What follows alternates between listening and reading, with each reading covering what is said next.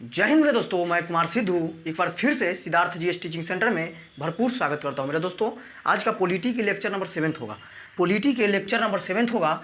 इसमें 6 तक मैं बता चुका हूं, 6 लेक्चर मैं बता चुका हूं। उसमें भाग 1 से लेकर के 3 तक मैं पढ़ा चुका हूं।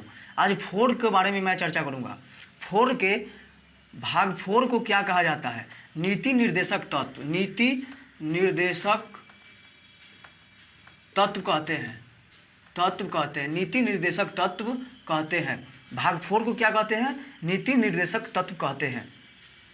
नीति निर्देशक तत्व कहाँ से लाया गया था? डायरेक्ट क्वेश्चन पूछता है कि नीति निर्देशक तत्व कहाँ से लाया गया था? तो आयरलैंड के संविधान से। सिंपल सी क्वेश्चन पूछता है। जो नीति निर्देशक तत्व जो है, जो भाग 4 को रखा गया है, जो कहाँ से लाया गया है? तो ये आयरलैंड के संविधान से लाया गया है। कहाँ से? आयरलैंड के संविधान से लाया गया है। और एक और क्वेश्चन पूछता है, जो आयरलैंड कहाँ से लाया था? ये क्वेश्चन बहुत इंपॉर्टेंट है। नीति निर्देशक तत्व जो है, जो आयरलैंड कहाँ से लाया था? तो स्पेन से लाया था। कहाँ से लाया था? स्पेन से लाया था। इतना आप ध्यान में रखिएगा। ये क्वेश्चन को आप नहीं छोड़िएगा, ये क्वेश्चन इंपॉर्टेंट है बहुत। स्पेन के संविधान से लाया था कौन? आयरलैंड। क्या चीज़? नीति निर्देशक तत्व लाया था, जो भाग 4 में, भारत के संविधान के भाग 4 में है। ठीक ना? आगे की ओर चर्चा करता हूँ। आर्टिकल 36 में क्या है? आर्टिकल जो 36 है, जो 36 से लेकर 51 के बीच में क्या चीज़ है? भाग 4 है। भाग 4 है जो नीति निर्देशक तत्व है। नीति निर्देशक तत्व है। ठीक ना? 36 से लेकर के 51 के बीच में क्या चीज़ है? नीति निर्देशक तत्व की चर्चा है। जिसमें 36 में क्या कहा गया है? तो इसका परिभाषा दिया हुआ है। क्या चीज़ दिया हुआ है? परिभाषा। किसका? नीति निर्देशक तत्व की परिभाषा दिया हुआ है। किसमें? 36 में। संविधान के आर्टिकल 36 में क्या दिया हुआ है? तो नीति निर्देशक तत्व की परिभाषा दिया हुआ है। उसके बाद में यहाँ पे 37 देखते हैं। आर्टिकल 37 भी बहुत इंपॉर्टेंट है। आर्टिकल 37 क्या कहता है? इसे न्यायालय द्वारा लागू नहीं कराया जा सकता है। न्यायालय द्वारा इसे लागू नहीं कराया जाता है, अर्थात न्यायालय द्वारा परिवर्तनीय भी नहीं है। यह वाद योग नहीं है। क्या है? यह वाद योग नहीं है। ये बहुत इंपॉर्टेंट है। इसको 37 नंबर क्या याद रखिएगा। 37 नंबर क्या कहता है? नहीं न्यायालय द्वारा इसे प्रस्तुत कर सकते हैं, और नहीं ये वाद योग है। क्या है? ये वाद योग भी नहीं है। आर्टिकल 38 क्या कहता है? लोक कल्याण की अभिवृत्ति सरकार जनता की कल्याण करेगी। जैसे इसको द्वारा, जैसे में राशन कार्ड वगैरह जो देता है, जो सरकार किसके थ्रू देता है? तो ये आर्टिकल 38 में लिखा गया है। आर्टिकल 38 में क्या कहा गया है? जो लोक कल्याण की अभिवृत्ति सरकार जनता के हितों में करती है। जो जनता के हितों में जो करती है, जो क्या? राशन कार्ड वगैरह देता है, जिससे अनाज मिलता है, डीलर के यहाँ से अनाज मिलता है। 39 नंबर देखता हूँ। 39, समान काम के लिए स्त्री और पुरुष के समान वेतन तथा संशोधन का उचित वितरण के बाद कहा गया है। संविधान में कहा गया है, समान काम के समान वेतन ये लगी। आप पुरुष होता या महिला होता, स्त्री इसी को बोलता है। पुरुष या महिला दोनों के लिए यही बात कहा गया है। क्या चीज़? जो समान काम के लिए समान वेतन की चर्चा है। समान काम के लिए समान वेतन की चर्चा है। ये आर्टिकल क में 39 में, ये बहुत इंपॉर्टेंट है। इसी के तहत 39 के क में एक और शब्द जोड़ दिया है, निःशुल्क विधि कानूनी सहायता। इसे 42वां, ये क्वेश्चन पूछा हुआ, 42वां संविधान संशोधन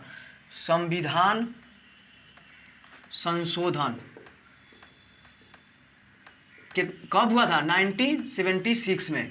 42वां संविधान संशोधन 1976 में हुआ था। ठीक ना? इसको ध्यान में रखिएगा आप। 19 के क में क्या जोड़ा गया है? निःशुल्क विधि कानूनी सहायता। 42वें संविधान संशोधन द्वारा लागू किया गया।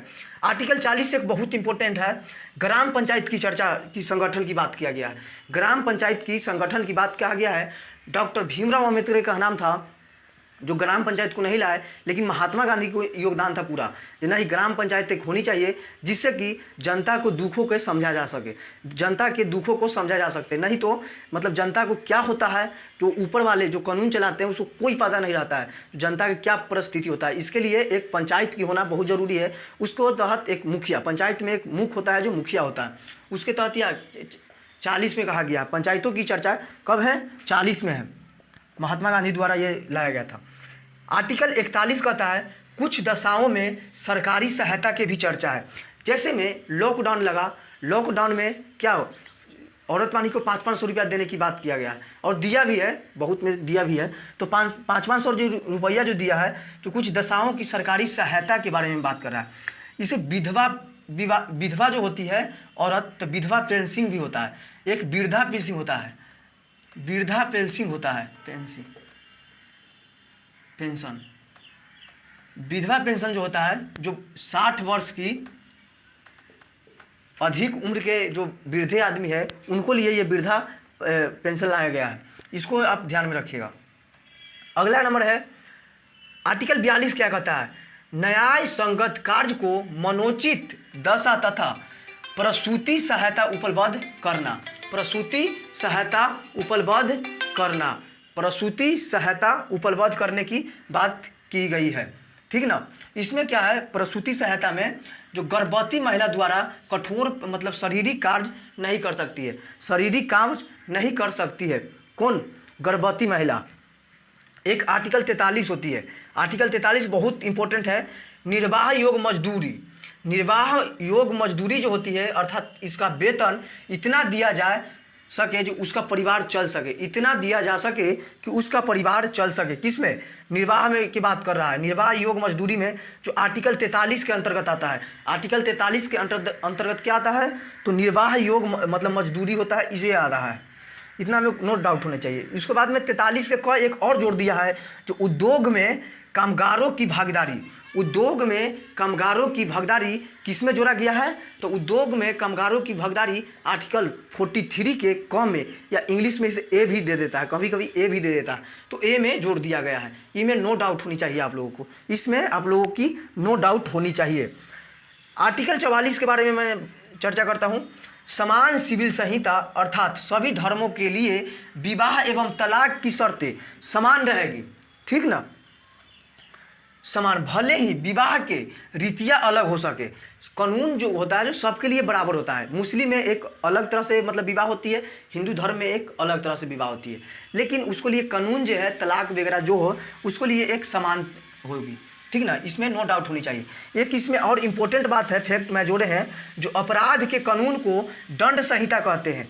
अपराध के कानून को दंड संहिता कहा जाता है, जबकि चुनाव के कानून को क्या बोला जाता है? आचार संहिता। क्या बोला जाता है? आचार संहिता। जो अभी तत्काल में आचार संहिता लगा हुआ है, आचार संहिता क्या है? कानून को क्या बोलते हैं? आचार संहिता। चुनाव के कानून को अपराध के दंड बोलता है ना, दंड, आपको अपराध किए हैं आपको कुछ ना कुछ किया जाएगा। इसको आप स्क्रीनशॉट लीजिए, तब तक मैं फिर से इसको लिखता हूँ।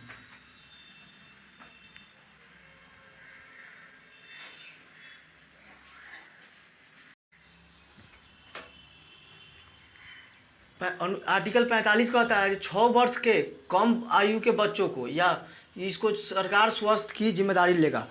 6 वर्ष की कम जो आयु होती है उसको सरकार क्या स्वास्थ्य के मतलब जिम्मेदारी रखेगी और ध्यान रखेगी, और सरकार 6 से 14 वर्ष की आयु को बच्चों के लिए पढ़ाई के लिए वो जिम्मेदारी रखेगी, निःशुल्क शिक्षा देने की सरकार की बात करेगी। सिंपल सी बात है, जो 6 वर्ष की कम आयु के बच्चे हैं उनको लिए स्वास्थ्य के ध्यान सरकार रखेगी, और 6 से 14 वर्ष के एज को जो बच्चा हो जाता है तो उसको शिक्षा की जिम्मेदारी भी कौन रखेगा? सरकार रखेगा, निःशुल्क विधि द्वारा, निःशुल्क विधि द्वारा, निःशुल्क, ठीक ना। आर्टिकल 46 क्या कहता है? आर्टिकल 46 के द्वारा SC ST OBC के लिए विशेष आरक्षण दिया गया है। SC ST OBC के लिए विशेष आरक्षण किस में है? ये क्वेश्चन पूछा हुआ है, तो SC ST OBC के लिए विशेष आरक्षण आर्टिकल 46 में है।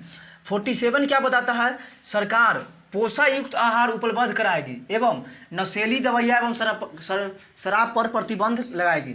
शराब पर प्रतिबंध एवं नशीली दवाइयाँ पर प्रतिबंध सरकार लगाएगी और आहार पोषायुक्त आहार के लिए भी इसके सरकार की जिम्मेदारी होगी।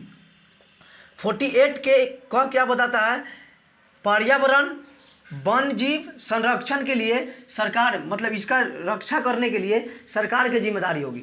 ये जोड़ा गया है कब? 42वां संविधान संशोधन द्वारा। संविधान संशोधन 42वां संविधान संशोधन 1976 को हुआ था। 1976 को 42वां संविधान संशोधन हुआ था। इसके तहत इसके पर्यावरण के संरक्षण के लिए बात किया गया था। अगला नंबर बात है 49, राष्ट्रीय स्मारकों का रक्षा करना सरकार के कर्तव्य होगी। राष्ट्रीय स्मारकों की रक्षा करना किसका कर्तव्य होगी? सरकार की कर्तव्य होगी। 50 नंबर में है आर्टिकल 50 क्या बताती है? कार्यपालिका को न्यायपालिका को से अलग करने की बात इसमें ही किया गया है। 51 में है अंतर्राष्ट्रीय शांति को बढ़ावा देना और राष्ट्रीय विवादों को मतलब मध्यस्थ रखना किसमें? आर्टिकल 51 में है। इसी के तहत 51 के तहत सरकार यूएनओ के सदस्य बने हैं इसमें आपको नो डाउट होनी चाहिए। आज के लिए सेशन को इतना ही रोकते हैं। इसको एक और बताएंगे, उसमें अंतर बताना होता है। मूल अधिकार को और नीति निर्देशक तत्व में दोनों के अंतर बताएंगे। एक क्लास और रहेगा और नीति निर्देशक तत्व खत्म हो जाएगा। और आज के लिए इतना ही रहने देते हैं। कैसा लगा जरूर बताइएगा कमेंट्स में। तब तक के लिए जय हिंद, जय भारत, जय बिहार।